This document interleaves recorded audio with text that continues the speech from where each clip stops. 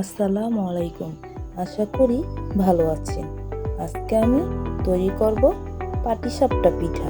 এই পিঠা ছোট বড় সবার পছন্দ। এখানে আমি মেজারমেন্ট কাপের 2 কাপ চালের গুঁড়া নিয়েছি, স্বাদমতো লবণ, 1 কাপ চিনি। এটাকে আমি ভালোভাবে মিশিয়ে নিব। পানি দিয়ে ব্যাটারটা তৈরি করব।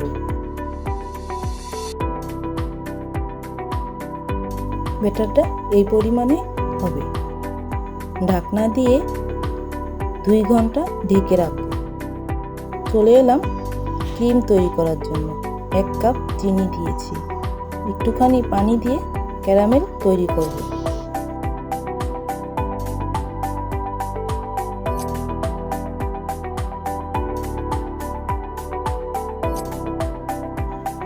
ক্যারামেলটা তৈরি করলে পিঠার ক্রিমটা দেখতে ভালো আসবে।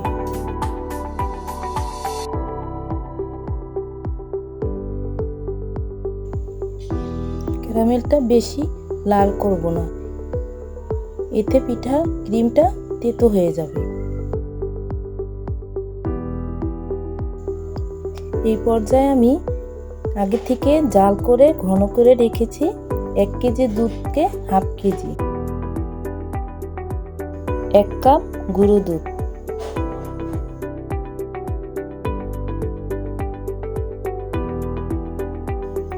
আধা কাপ সুজি ভালোভাবে মিশিয়ে নেব।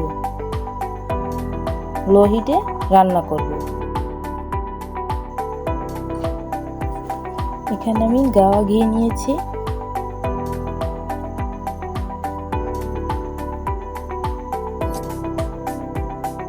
দুই চামচ ঘি দিব।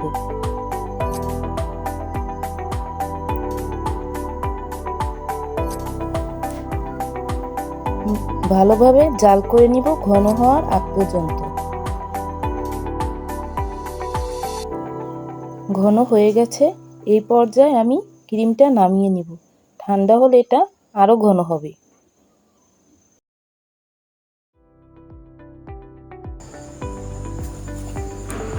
চলে আসলাম 2 ঘন্টা পর। সামান্য পরিমাণ ফুড কালার দিলাম।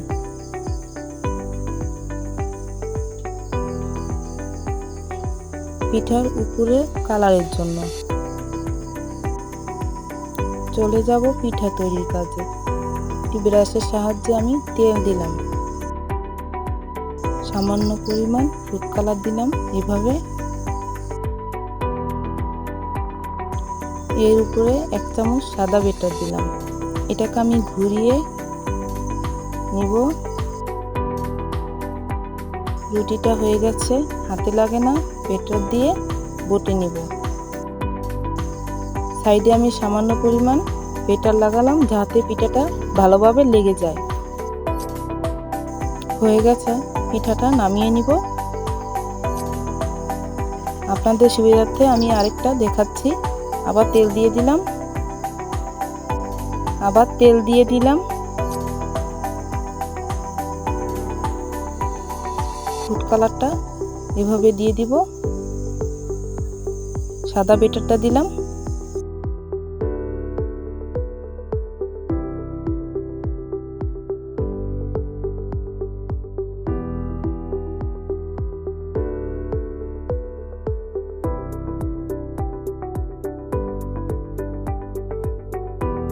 রুটিটা হওয়ার জন্য অপেক্ষা করব। রুটিটা হয়ে গেছে, ক্রিমটা দিয়ে দিব। একইভাবে আবার বটে নিব।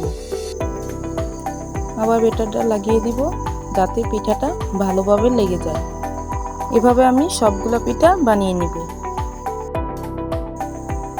এভাবে আমি সবগুলা পিঠা বানিয়ে নিব।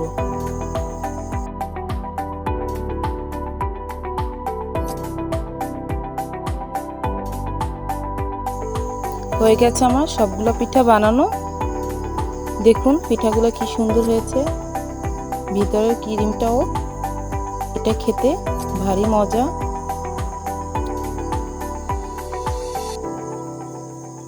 ভিডিওটি ভালো লাগলে সাবস্ক্রাইব করবেন।